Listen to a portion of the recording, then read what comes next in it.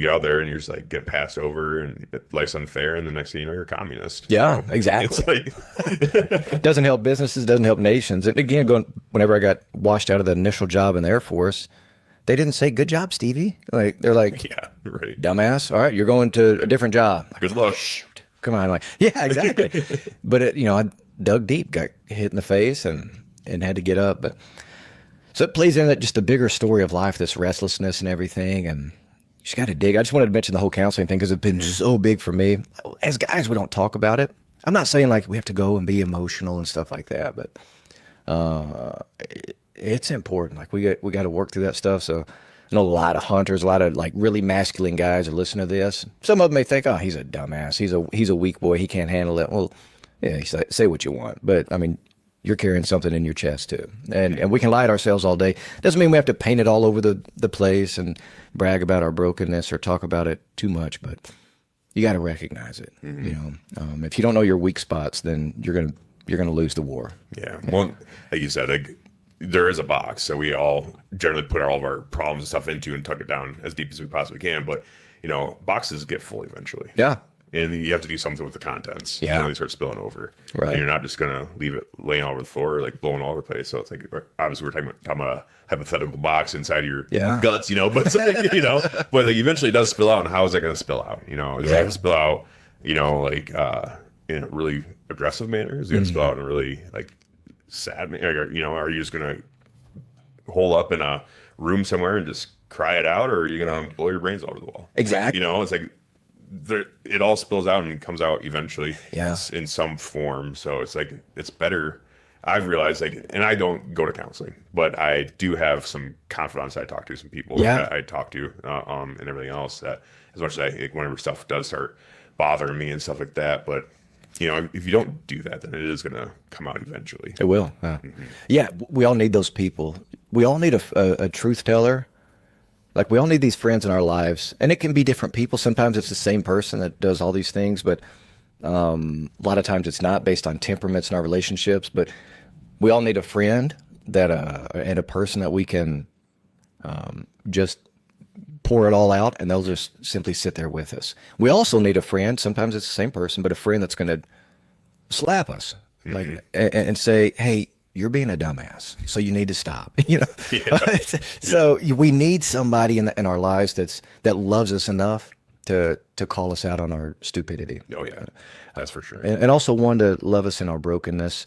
The other one just to stand there and fight with us. Like, I don't know what the hell's going on either, but we're gonna get through it together. Let's just go.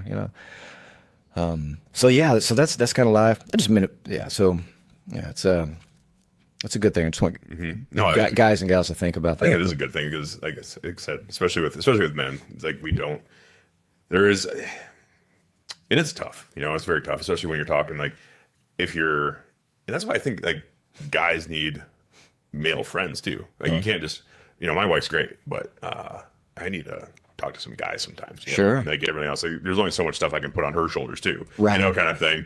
But it's like you need to be able to talk to other people and everything else and kind of wade through this because humans we are like social creatures, if you will. Like we're not meant to be like super solid, because there's some people obviously like, especially Alaskans, for some reason they're just like, yeah, I'm by myself, dude, like whatever, but we are pretty social. Like we do need more people around us, and it's better that way, I think, when you especially when you're talking about like issues like that and mental health issues and everything else. It's hard to go talk to like a professional sometimes for men, just because stay away from the labels, Right. and you don't know what's going to come from that and everything else. So. And if somebody doesn't fit, if you do go try to find someone to talk to, like your experience, like follow those little spidey senses, that you have in your gut of like, yeah, this person's not checking out. All right, cool.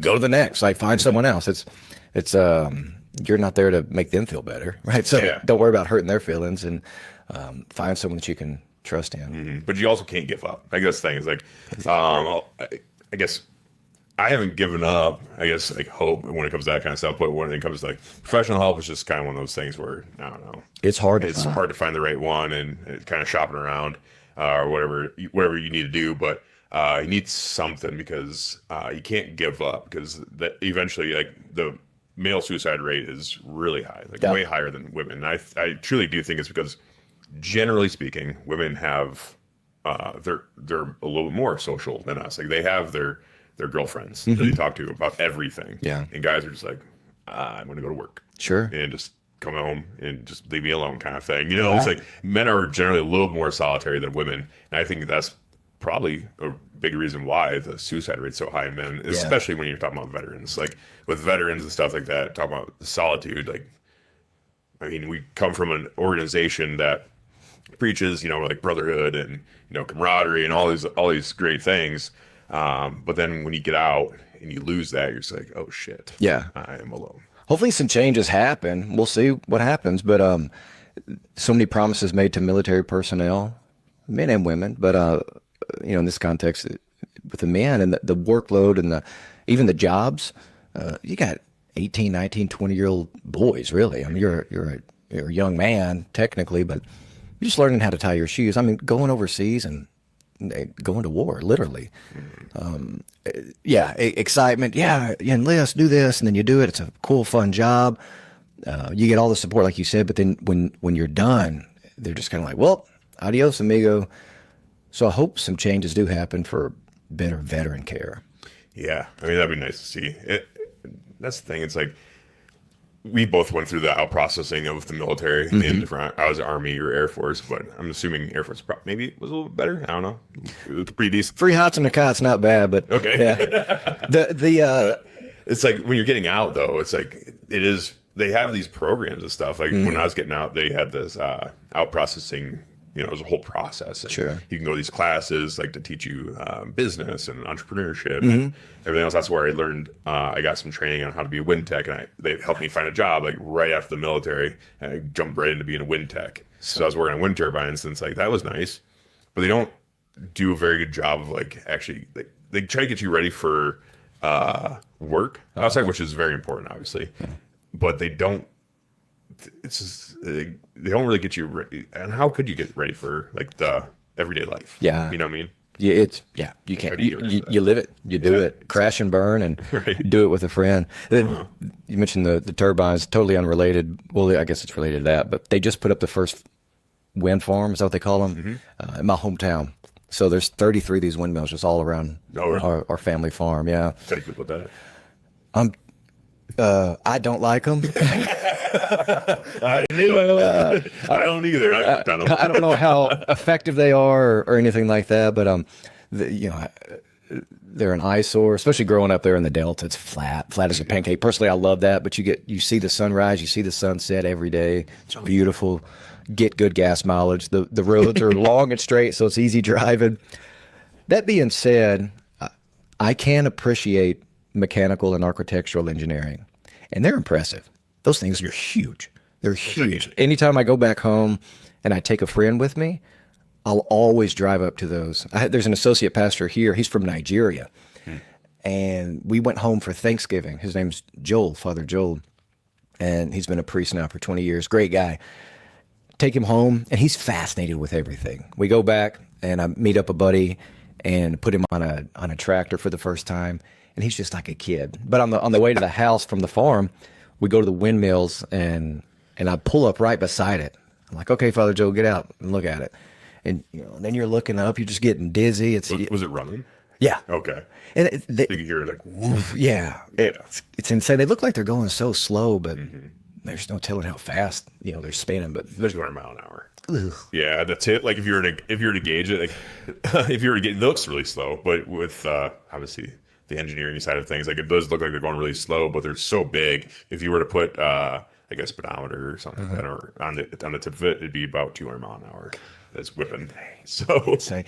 And they move a lot too. Like you don't realize it, but oh yeah, when we were commissioning them, you had to do this test where it'd be like an emergency brake test essentially, right? And like emergency shutdown just to test everything, make sure it doesn't fall apart.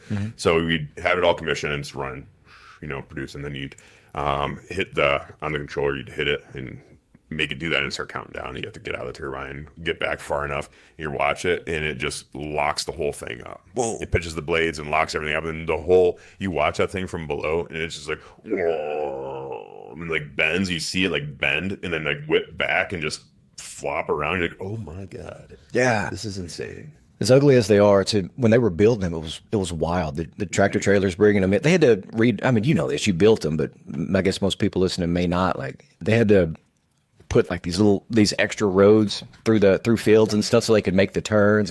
It's insane, just massive. But, so when they stop, is it a gear or is it magnetic? Is there a brake? Big brake pad. They have a big brake rotor and big brake pads up there, but a lot of the braking and the deceleration comes from pitching the blades. Okay. So a lot of that happens from pitching the blades and stuff, but then there's a giant brake rotor with a giant, it's like a brake that goes on your car. It's just huge, and it just locks it up.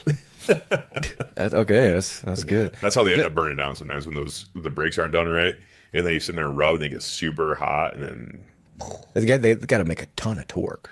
oh yeah, it's insane.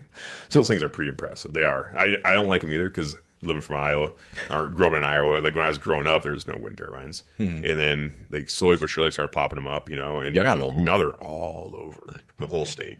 It's insane, but yeah, like the flat terrain that is in Iowa, we have the most beautiful sunsets. Now it's just turbines and sunsets, which some people will appreciate that too, and everything else. But I don't care for them, and I worked on them. But I'm not like a big green energy guy. Like I'm driving a big diesel pickup truck. It's like, but they are probably.